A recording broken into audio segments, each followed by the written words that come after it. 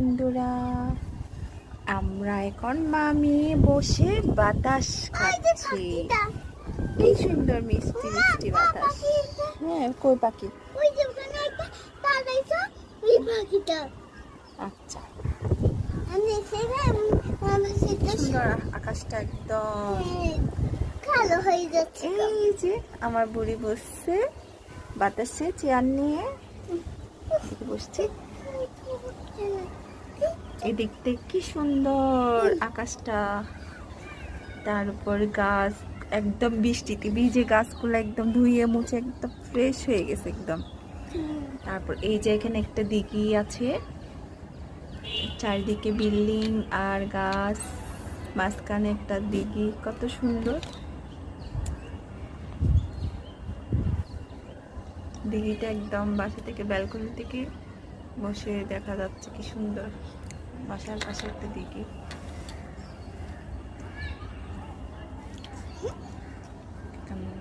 অনেক ভালো লাগতেছে। প্রচুর বাতাস করতেছে।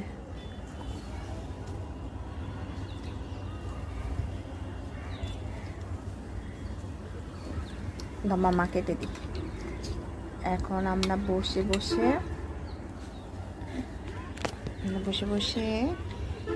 বুড়ি খেতে চাচ্ছে না, বুড়িকে এখন এসব বলে বলে খাওয়াইতে হচ্ছে।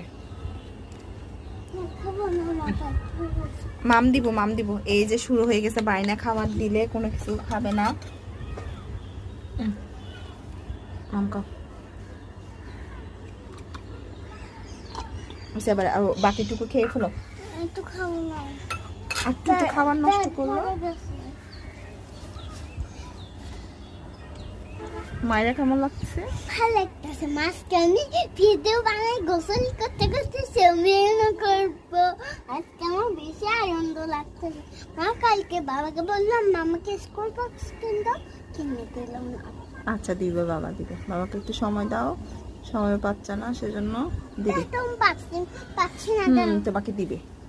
অন্যদিন বেতন পাইছে সেজন্য।